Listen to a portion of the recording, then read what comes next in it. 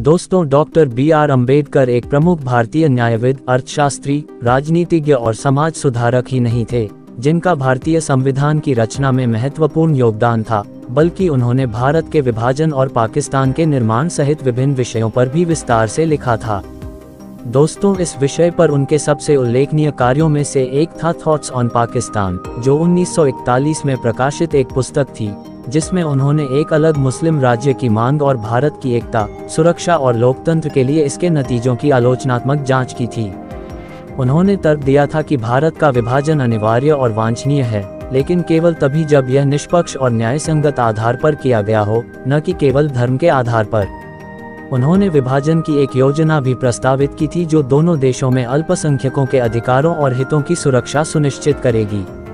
दोस्तों, पाकिस्तान पर डॉक्टर अंबेडकर के विचार विवादास्पद और प्रभावशाली थे, क्योंकि उन्होंने उस समय के दो प्रमुख राजनीतिक दलों, कांग्रेस और मुस्लिम लीग के प्रचलित विचारों को चुनौती दी थी।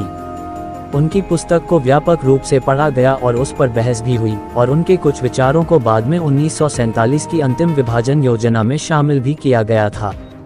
हालांकि उन्हें विभिन्न क्षेत्रों से आलोचना और विरोध का भी सामना करना पड़ा, विशेषकर हिंदू राष्ट्रवादियों से, जिन्होंने विभाजन का विरोध किया और उन पर देश को धोखा देने का आरोप लगाया।